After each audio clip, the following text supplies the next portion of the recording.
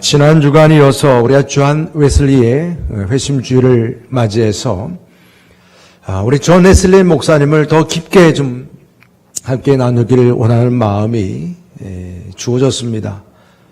그래서 다음 주까지 3주간 우리 존 웨슬리와 함께 정말 우리 기독교 역사에 있어서도 한 획이 그어졌던 분, 종교 개혁에 있어서도 마무리를 하셨던 분, 아울러서 일반 역사적으로도 한 나라의 위기를 영적으로 이겨낼 수 있도록 정말 귀한 삶을 감당했던 우리 감리교회 창시자인 존 웨슬리 목사님, 정말 이 불타는 전도자로서 우리 존 웨슬리 목사님을 우리 여러분께 성도님들도 본받을 수 있기를 주님의 이름으로 축복합니다.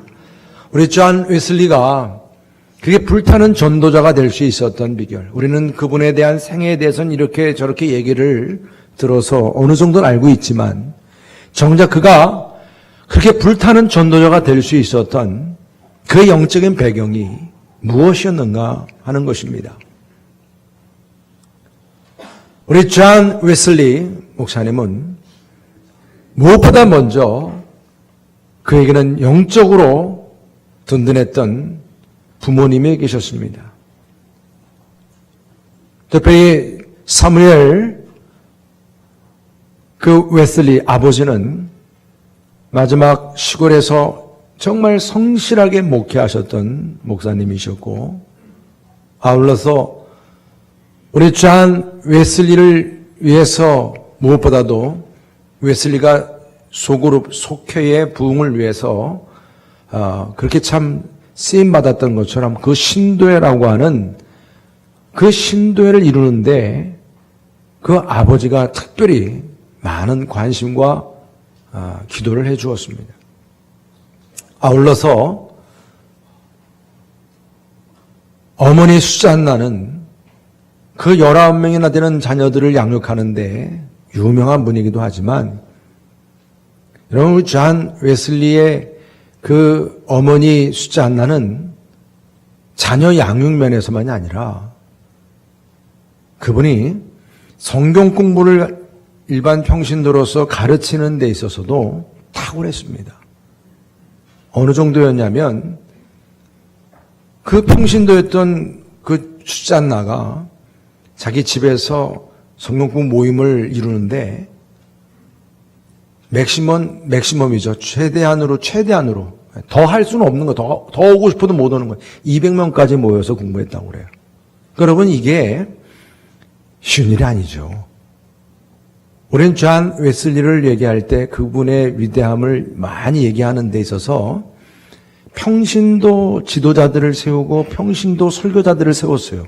그런데 더 놀라운 게 뭐냐면 그 당시에 여성 지도자와 여성 설교자들을 세웠다는 거예요. 이게 그 당시에는 획기적인 일이었습니다. 그런데 그러한 영향이 바로 어머니에게서 온 거예요. 어머니의 그 영향력을 본 거죠. 네. 여러분, 이러한 DNA가 요즘에 DNA 얘기하면 다 아시니까 이 웨슬리에게 내려온 겁니다.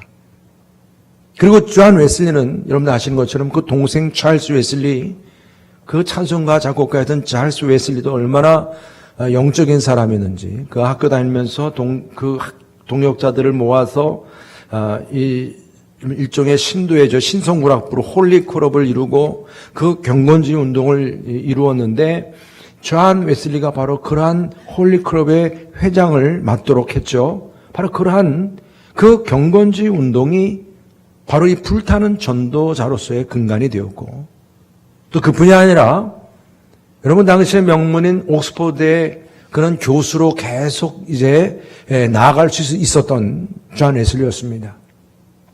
그러나 그런 교수 자리까지도 포기하고 이제 미국 조지아로 이제 선교를 가게 됐고, 그 선교하는 그러한 여정에서 여러분 배에서 지난주에도 말씀드렸죠. 모라비안 교도들을 만났다고 그랬죠. 근데 참 여러분 역사를 보면요, 이게 하나님의 놀라운 섭리죠.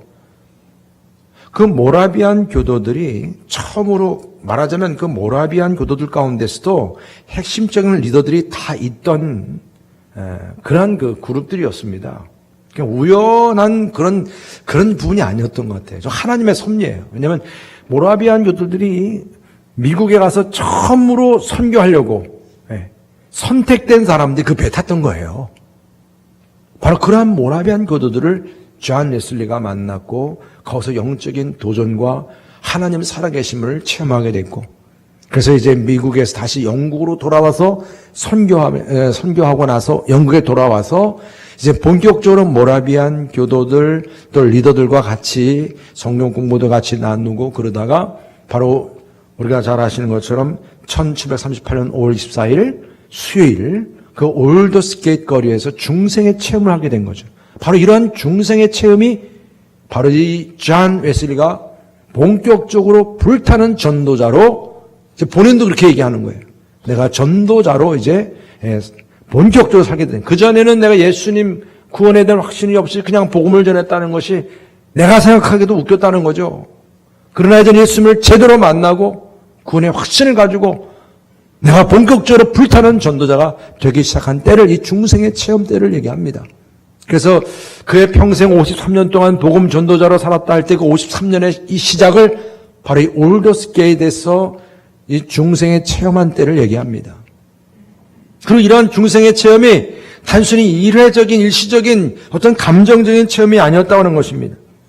그에게 있어서는 부모님으로부터 이 청교도의 정신, 오직 믿음으로, 오직 은혜로, 오직 성경으로라고 하는 그런 청교도적인 그러한 이 경건적인 신앙이 바탕이 되면서 특별히 오직 성경이라고 하는 한 책의 사람, 성경의 사람.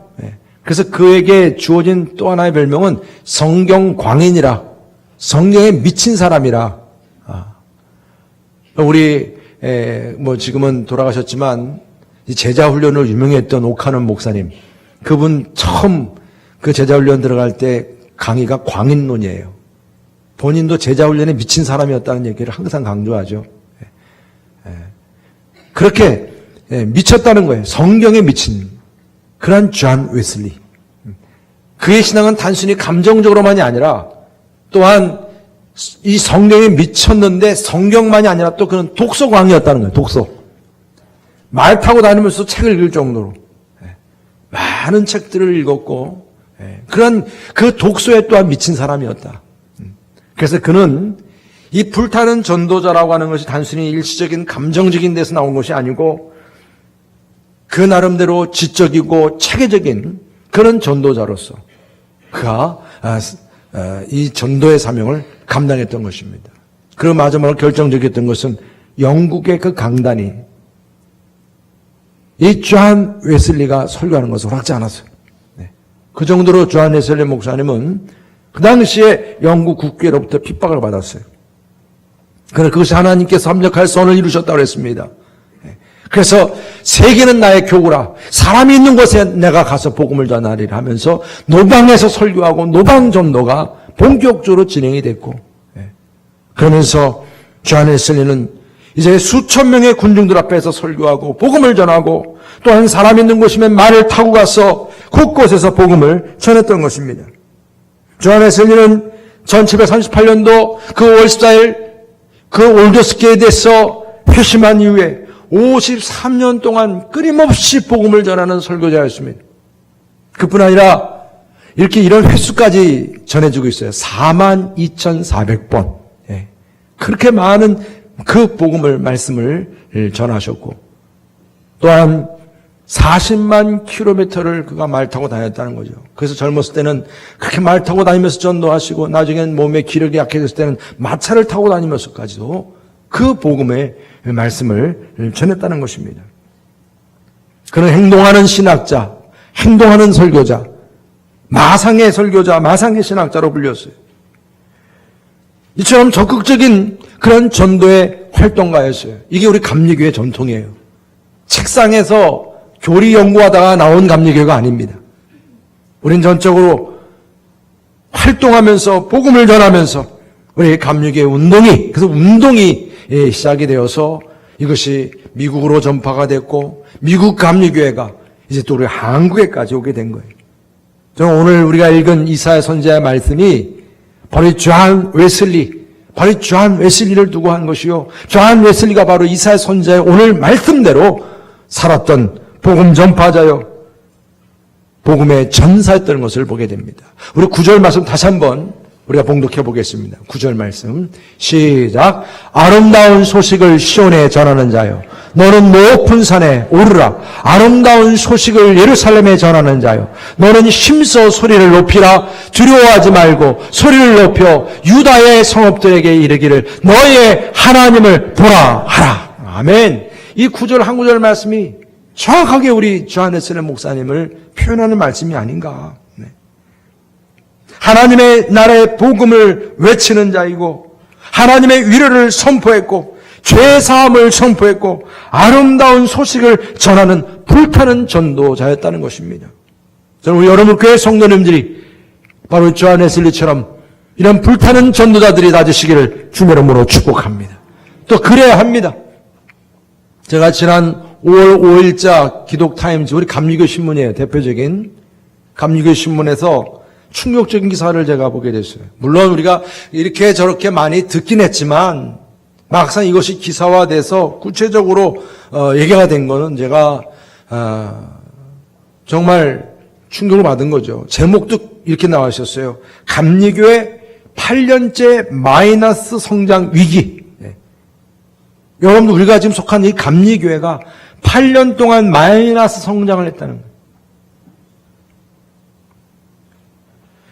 지난 5년 동안에 우리 감리교회는 지금 우리가 부평 서지방, 그다음에 중부 연회가 있잖아요. 중부 연회. 연회가 우리 모여져서 우리 감리교회가 됐는데, 지난 5년 동안 걸쳐서 서울 연회만큼 하나가 없어졌다는 얘기입니다. 이게 지금 우리들이 정신을 차려야 되는 거예요. 2010년도가 우리 감리교회 인원수가 정점을 이룰 때였습니다. 158만 7,385명. 이게 158만이었어요. 그런데 그동안 8년 동안에 마이너스가 되면서 저도 우리 지방, 우리 부평서 지방 내 미자립 교회들, 우리도 뭐 이렇게 도와주고 있지만, 제가 옛날 개척할 당시에는 그래도 교인들이 계속 늘어나는 개념이 있었어요. 그러나 지금은 이제 그 개척교회 한다, 미자립 교회다 하면 그냥 그대로입니다. 10년이고 15년이고 탈미자립을 못합니다. 그런 가운데서 계속 마이너스가 되면서 지금 이제 얼마나 됐냐, 감리교회니 133만 4,178명. 그러니까 얼마나 줄은 거예요? 8년 동안 25만 명 넘게 줄은 거예요. 여러분, 작년도에 걸쳐서 저 중랑지방, 여러분들 뭐 웬만큼 그 서울 연해 쪽에 중랑지방 쪽, 그러면 우리 감리교단에서 가장 큰 교회 중에 하나인 걸 여러분들 어느 교회인지 감은 잡으실 거예요. 이름까지 얘기 안 할게요. 그 교회에서 교족부 정리를 다 했다는 거예요, 작년도에. 수만 명 모이는 교회인데. 그러니까 그렇게 정리하니까 그 서울 연해 내에서 4만 명이 팍 줄어버린 거예요. 네. 그러니까 여러분, 지금 이런 것이 우리 각 교회별로 정말로 교회 나오신 분들 교족부 정리를 다 한다고 치면요, 더 떨어진다는 얘기예요. 이런 가운데서 목회자들의 수는 어떠냐? 오히려 더 늘고 있다는 얘기죠. 2012년도에 그 1만 명이 넘었어요, 목회자들의 수가. 근데 올해 11,472명이랍니다. 그러니까 한 명 목회자당 한 116명. 그러니까 한 명당 100명꼴이라는 얘기죠, 거의. 그런데 더 놀라운 게 뭐냐면, 우리 감리교회 숫자가 6,240개 교회인데, 그 중에서 47%에 해당하는 2,920개 교회가 미자립 교회라는 거예요. 그러니까 미자립 교회 기준이 뭐냐면, 비전 교회가 1년에 그 결산이 3,500만 원 이하예요. 여러분, 그러니까 두 교회당 몇 교회라는 거예요? 두 교회당 한 교회가 뭐라는 겁니까? 미자립 교회라는 거예요, 지금. 그러니까 3,500만 이하라고 하는 얘기는 좀 더 아무리 5천, 6천이라도 이게 지금 사실 뭐 제대로 교회가 운영이 되겠습니까? 그런 교회가 지금 50%가 넘는다는 얘기죠. 이게 현실이라는 것입니다. 우리 감리교회 선배격인 미국과 영국은 어떻습니까? 특별히 존 웨슬리 목사님이 시작했던 영국, 그것이 존 웨슬리 목사님이 활동했던 당시에 한 10만 이상 존 웨슬리 목사님이 감리교도들을 만들었죠. 그러고선 100년이 지난 1819년도쯤에는 교인 수가 어느 정도 이제 부흥했는데, 그 이후에 처음으로 영국이 감리교회의 교인이 20만도 안 되는 정도로 줄었답니다. 이게 무슨 얘기냐면 1900년도 초에는 80만까지 갔던 영국이 4배나 줄었다는 얘기입니다. 그런데 지금 20만도 다 어떤 사람들이에요? 다 어르신들, 다 노인들이. 다음 세대들은 교회 안 다녀요. 미국은 어떠냐? 그러니까 우리 감리교회가 최고로 정점을 이뤘다고 하는 전체적인 감리교 숫자가 한 1,300만, 그 중에 미국이 1,200만. 근데 지금 와서는 800만으로 줄었다고 그래요. 800만으로. 그러면 여러분, 지금 미국에서 감리교인이 준 숫자가 우리 대한민국에 있는 모든 감리교인들을 다 해도 2배 이상이 없어졌다는 얘기입니다. 이게 현실이에요. 그래서 우리 감리교회 아주 노장이시죠. 제가 신학교 다닐 때 아주 유명했던 분, 연세대학교의 기독교 교육 교수님이셨는데 참 강의도 잘하셨던 분이세요. 근데 지금까지도 건재하세요. 이제 노장이시죠. 그분께 서울 강남의 어떤 교회에서 세미나를 할 때 그분이 릴리 케이스라고 하는 분의 책을 소개를 했어요. 그 책 이름이 The End of Christianity in the West예요. 그러니까 서구에서 기독교의 몰락이라고 하는 책인데 이게 3가지 트렌드를 얘기했습니다. 3가지 흐름을. 첫 번째 흐름은 서구 교회가 몰락하는 소멸되는 거죠. 이게 오스트리아, 체코. 그러니까 이런 데도 가도 교회는 있어요. 관광 가보면 멋진 성당들이 있고 그래요. 근데 이미 교회는 더 이상 기독교의 뿌리는 벌써 이젠 무너진 거예요. 이게 소멸되는 그런 나라가 있고, 또 한 흐름은 뭐냐? 교회가 있긴 있는데 세속화되어 있다는 거예요. 이게 프랑스나 독일이나 영국입니다.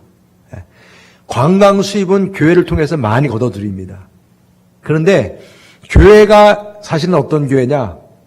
목사님들이 공무원이에요. 나라에서 다 월급 줘요. 그러니까 실질적으로 이 교회의 영향력은 역동성이 없고 세속적인 가치로 포장되어 있는 교회라고 하는 것입니다. 근데 반면에 또 하나의 흐름은 뜨고 있는 교회 지역입니다. 이게 바로 여러분 잘 아시는 것처럼 남아프리카, 케냐, 남아프리카, 또 남미, 그리고 중국 이런 데입니다.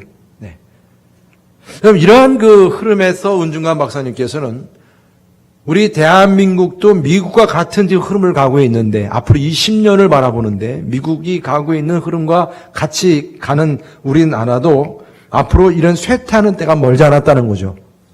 왜냐하면 그 3가지 흐름을 또 얘기해요. 우리 한국 기독교 역사를 얘기할 때 첫 번째 흐름은 뭐냐? 성장기죠. 제가 어렸을 때입니다.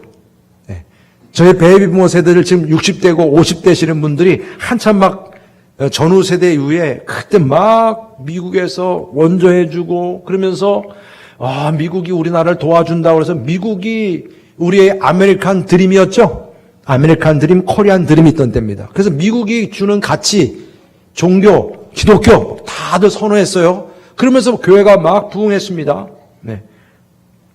부러움을 샀어요. 교회 다니는 것 자체도. 그런데 여러분 어떻습니까? 이러던 것이 이제 정체기에 이르면서 교회에 대한 흥미가 사라지기 시작했습니다. 미국에 대한 선호도 이제 무너졌어요. 그렇죠? 심지어는 반미 감정까지 있어요. 교회에 대해서도 마찬가지고요. 그러면서 미국의 히피 문화가 그랬던 것처럼 한국에도 민주화되고 세속화되면서 교회에 대해서 사람들이 이제 관심을 안 갖고 흥미를 잃어가고 그러면서 자연스럽게 교회도 이제 정체하고 점점 구수가 떨어지기 시작했습니다. 예. 이제 교회보다 더 재밌는 게 많아졌죠. 옛날엔 교회가 제일 재밌는 곳이었어요, 여러분. 예. 저희 때는 그랬어요. 그런데 지금은 이제 재미없어요. 예. 그런데 여러분, 이제부터 시작되는 새로운 흐름이 있어요. 그게 뭐냐면 이제는 새로운 영성이라고 표현을 해요. 젊은 사람들 같은 경우는. 왜냐하면 이제 교회 안 나가는 신자들이 생깁니다. 이게 안 나가 신자인데 이게 거꾸로 말하면 가난한 신자라고 그래요. 네. 왜 교회 가면 뭐 윗사람 아랫사람이 있고 뭐 직분자들 뭐 눈치 봐야 되고 뭐 그러면서 꼭 교회 가야 돼? 그냥 내가 집에서 인터넷으로 예배를 드리고 인터넷으로 감동이 되면 그냥 헌금 뿅 보내면 되는 거지. 이제 교회 안 나가는 신자가 만들어지기 시작했고요. 그리고 교회 다니는 사람들조차도 이제는 예전처럼 교회에 대한 어떤 책임감과 의무감이 이제는 없어졌어요. 예배에 대한 의무감, 전도하고 봉사 의무감이 이제 없습니다. 심지어는 우리 이제 한국 교회도 그런 위기가 왔어요. 주중에 예배 드리는 것, 심지어는 내가 주중에 예배 드리는 게 뻘쭘할 정도예요. 뭐 이 사람 다 안 오는데 내가 뭐 여기 와야 되나? 이런 정도. 저희 그래도 여러분교회는 아직까지 좀 살아있는데 지금 웬만한 교회들이 제가 미국 갔더니 웬만한 교회 다들 이제 주중 예배 없어요. 저는 그래서 주중 예배 없어도 이렇게 돌아가는 거 보고 참 이게 참 부러운 듯 했는데 그게 아니라 이미 그건 무너져가는 하나의 현상이었더라고요. 우리 존 웨슬리 목사님의 그런 신앙적인 열정과 그런 모습을 보면 전혀 그렇지 않았어요. 그래서 2050년도 보통 미래학자들이 얘기하는 시점이죠. 30년, 30년 후를 얘기할 때 우리가 한국에 있는 기독교회가 보통 1000만 얘기하고 뭐 800만 얘기하고 막 그러지만 이제 앞으로는 한국에 있는 기독교회가 이제 300만, 400만으로 반으로 준다는 얘기고 교회 학교가 40만이 되고 그리고 저희 같은 베이비 부모 세대들이 지금 우리나라의 인구 제일 많은 세대입니다. 어디 가도 많아요. 저희 세대들은. 그러니까 저도 감리사 1년씩 하잖아요. 저희들이. 많으니까. 근데 우리 세대들이 이제 앞으로 10년 있으면 다 은퇴 세대입니다. 2018년, 2028년도가 되면 이제 한국 교회에 있는 우리의 이 많은 세력들이 다 은퇴 세대가 되면서 실질적으로 이제는 교회 재정도 50%를 준다라고 하는 것이 미래학자들의 얘기입니다. 여러분 이를 두고 은중관 박사께서 그러면 교회가 어떻게 해야 되느냐? 어떻게 해야 되느냐? 이 문제를 얘기하실 때 제가 학교 다닐 때도 이분이 항상 강조하는 이 4가지 이 교회의 기둥을 들었던 기억이 나요. 항상 이분은 많이 강조했는데 지금도 역시 강조하는 게 맞는다고 생각해요. 4가지 기둥이 뭐냐? 바로 예배가 다시 살면서 예배에 선포되는 케르구마, 말씀이 다시 회복이 돼야 한다는 거예요. 말씀 선포의 자리가 회복이 돼야 한다는 거예요. 그리고 또 하나는 다음 세대를 양육하는 디다케, 이 교육의 자리가 회복이 돼야 한다는 것입니다. 본인도 원래 기독교 교육 전공했던 분이라 그걸 강조했어요. 그러면서 또 이 교회 안에서는 성도 간에 서로 같이 이제는 강단에서 이렇게 제가 일방적으로 말씀을 전하고 배우고 가르치고 이렇게 일방적으로 주고받고 하는 시대는 이제 앞으로 소망이 없다는 거예요. 그 정도까지 얘기합니다. 이제는 뭐냐, 서로가 같이 작은 공동체로 모여서 서로 영적인 체험을 이루는 그런 소그룹 공동체가 이제 살아나야 한다는 거예요. 그 안에서 코이노니아가 이루어지는, 성도의 교제가 이루어지는 셀과 소그룹 공동체의 그런 모임이 이제 활성화되어야 한다는 것이죠. 회복이 되어야 한다는 것입니다. 그럼 마지막으로 이런 가운데서 서로를 위해서 섬기고 봉사하고 나누고 전도하는 디아코니아, 바로 이것이 다시 회복이 되어야 한다는 것입니다. 말씀의 케르구마와 또 교육의 디다케와 그리고 성도 간의 교제를 이루는 코이노니아와 그리고 서로 같이 봉사하고 전도하고 어려운 사람들을 도와주는 디아코니아가 내 기둥이 되어야 한다는 거죠. 저는 근데 여러분 이게 바로 우리 존 웨슬리 목사님께서 우리 감리교 운동을 일으킬 때 바로 이 네 가지 기둥이 살아 움직인 줄 믿으시기를 바랍니다. 그래서 우리 웨슬리는요, 이 교회가 되도록 교회 안에 작은 교회라 그랬어요. 에클레시아인 에클레시아라 했어요. 작은 교회, 이게 바로 속회죠. 작은 교회. 그래서 이 교회 안에서 작은 교회, 또 같이 함께 모이는 대예배이든 이런 자리에서 하나님의 말씀인 캐리그마가 살아났고, 또 말씀의 양육이 끊임없이 이루어졌어요. 왜? 평신도 지도자들을 세워야 했기 때문에 이제 교인들이 점점 막 복음을 전하면서 이 존 웨슬리 목사님은 그 늘어나는 그 감리교도들을 어떻게 관리해야 될까 하면서 이 소그룹 단위로 평신도 리더들을 세워가지고 그들을 양육했어요. 디다케 했습니다. 그리고 그 소그룹 내에서 그 교회 내 작은 교회를 통해서 같이 영적인 체험을 이루게 하고 거기서 간증하게 하고 거기서 또 같이 서로 죄를 고백하게 하고 같이 또 말하자면 만찬을 같이 나누고 그러면서 서로의 성도의 교제를 이루게 했어요. 네. 그리고 그뿐이 아닙니다. 존 웨슬리 목사님은 그의 경고는 어디서 나왔냐? 가난한 자들을 도와주는 데 있었어요. 사회적인 그런 참여에 있었어요. 그러면서 디아코니아 봉사하고 섬기고 이것이 전도의 근간이 되었던 것을 보게 됩니다. 이러한 이 작은 교회 안의 작은 교회의 운동, 그리고 또한 이런 모든 이 전도의 운동이 존 웨슬리 안에서 불타올랐던 것이고 그것이 감리교회를 세웠고 바로 여러물 교회도 그런 감리교회가 된 줄 믿으시기를 바랍니다. 여러분, 우리 여러물 교회도 불타는 전도자 존 웨슬리의 전도 영성이 살아날 수 있기를 주님의 이름으로 축복합니다. 또한 그뿐 아니라 초대교회 당시에 선교사님들의 그런 불타는 전도의 열정, 아울러서 또한 우리 이러한 선교사님들의 전도의 열정에 은혜 받고 같이 전도를 위해서 애를 쓰면서 수고했던 그 우리 이 초기의 전도 부인들이나 전도자들 말입니다. 평신도 전도자들, 그들의 영성이 다시 우리 교회 안에서 회복될 수 있기를 주님의 이름으로 축복합니다. 우리 이 존 웨슬리 감리교 운동이 이 미국의 이 아펜젤리를 움직인 거 아닙니까? 그의 마음을 움직여서 이 고요한 아침의 나라, 이 한국 땅에 땅을 밟게 했던 것이었고, 그런 아펜젤라와 그 선교사님의 그런 전도의 그런 그 열정에 또 은혜 받아가지고 함께 했던 그 많은 우리 초대교회 당시에 우리 성도님들, 감리교도들이 학교도 세우고 병원도 세우고 여러분 교회도 세우고 그런 모든 것들이 다 전도를 위해서, 영혼 구원을 위해서 이들이 이런 선교의 사역을 이루었다고 하는 것입니다. 이런 초기의 감리교 선교사님들이 오로지 그냥 한 영혼들을 전도하는 데만 집중했던 것을 볼 수가 있어요.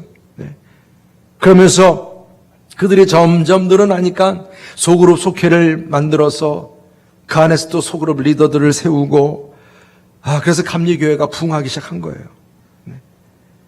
여러분, 목회자도 없던 그런 시절에 목회자가 없는 그곳 저 오지마다도 그 복음을 들고 갔던 평신도 지도자들이 있었고, 우리가 다음 주에 우리 평신도 주일을 맞이하지만 정말 이런 평신도들의 역할이 우리 감리교회에서는 참으로 컸던 것을 볼 수가 있어요. 그리고 우리 지난번에 우리 문준경 전사님 전라도에 증도까지 우리 갔었잖아요. 그 여자의 몸으로서 그 섬 오지에서 그렇게 순교하면서까지 복음을 전했던 열정. 저는 저희 증조 할머님도 차 마리아 전도 부인이셨어요. 시도, 신도, 장봉도 다 이런 데에서 그런 분들이 우리 감리교회의 그 영적인 하나의 그 흐름이 되었던 것을 우리가 볼 수가 있습니다. 복음을 전하는 데 있어서 그들의 사랑의 수고, 병든 자들을 신방하고 돌보고 가난한 사람들을 도와주고 무지한 사람들을 가르쳐주고 깨우치게 하고, 제 어르신들을 옛날에는 다 보면 성경 읽으면서 다 그걸 깨우쳤거든요. 깨우치고. 그래서 이러한 초대교회의 그런 성도들의 수고가 그 안에 바로 이런 캐리그마가 살아있었고, 또 말씀을 가르치는 디다케가 살아있었고, 또 같이 성도의 교제를 이루는 코이노니아와 그리고 봉사하는 디아코니아가 다 살아있었어요. 이게 존 웨슬리로부터, 초대교회에서부터 존 웨슬리로부터, 또한 우리 선교사님으로부터 우리 이 교회, 감리교회 모든 믿음의 선배들에게까지 다 살아 움직였던 하나의 영적인 흐름이었습니다. 저는 이러한 흐름이 이제 교단적으로 또 연회적으로, 지방적으로, 우리 교회적으로 이제 다시금 우리의 영혼들을 살리는 전도의 운동이 회복될 수 있기를 주의 이름으로 축복합니다. 어제도 우리 지방, 우리 부평서 지방은요, 우리 남선교회 연합회에서 이렇게 참 좋은 전통인 것 같아요. 교회, 미자리 교회들 한 교회를 딱 타겟을 정해놓고서는 교회마다 의무적으로 돌아가면서 전도하게. 어제는 우리 교회 담당이라 우리 교회인들 거의 20명 가까이 또 가서 그냥 그 교회 30명이 꽉 찼대. 얼마나 감사해요. 목사님은 너무 좋아해요. 처음 시작할 때 저는 감사라도 가서 또 예배를 드려줬었는데요. 너무 좋아하는 거예요. 여러분, 이러한 전통들이 이제 틀 잡혀야 돼요. 지방적으로든 연회적으로든 우리 교회적으로든. 우리 감리교 운동의 이러한 전도의 운동의 본질이 다시금 회복되기를 주의 이름으로 축복합니다. 그래서 다시금 우리 초대교회와 한국 선교사님들의 이런 전도에 대한 열심에 대한 저는 이게 DNA라고 여러분 다 잘 아시니까. 요즘에는 이게 어떤 짐승을 만들고, 뭘 만들고, 무슨 배아세포를 이렇게 만드는 거, 요즘엔 신세대, 4차원 시대에 생기는 새로운 생명과학 얘기하고 막 그러지만, 그런 걸 통해서 그런 것도 있어도 우리는 DNA, 영적인 DNA, 이런 전도자들이 만들어지는 그런 역사가 다시금 우리 감리교회 안에 일어날 수 있기를 주의 이름으로 축복합니다. 저 오늘 성찬을 우리가 같이 함께 대하면서 우리 여름을 교회 역시 보다 많이 주한 웰슬리처럼 불타는 전도자들이 세워지기를 주의 이름으로 축복합니다. 그리고 다음 세대인 우리 교회 학교 우리 어린 아이들 마찬가지로 그들이 부흥하도록 우리 모두가 최선을 다할 수 있기를 주의 이름으로 축복합니다. 젊은 우리 세대들, 엄마 아빠들, 아기들 많이 낳도록. 할렐루야. 이것도 우리가 알면하기 쉽지 않아요. 그만큼 쉽진 않은 거지만 이거 자꾸 반복해야 돼. 우리 어르신들 자녀들한테 자꾸 반복 교육 시키세요. 뭘 많이 낳아라? 하여튼 간에 이렇게 해서 전도 못하면 아이라도 낳으라 그랬으니까. 그래가지고 많이 출산도 이제 할 수 있도록 국가적으로 이렇게 우리가 해야 될 일이지만 교회가 이런 일도 감당해야 되고 한국 교회가 이제는 또 중요한 일이 있습니다. 뭡니까? 60세부터 80세 되시는 분들. 여러분 이 세대들이 지금 왜 이렇게 건강하게 지금 사시는 줄 아시죠? 제가 말씀드렸죠? 젊은 세대들이 정신 차릴 때까지 여러분들이 어딜 지켜야 돼? 교회를 지키셔야 되니까. 예배 자리도 지키고 봉사하는 자리도 지키고. 할렐루야. 그러니까 지금 60세 되신 분들은 옛날로 생각하면 몇 세로 생각하셔야 돼요?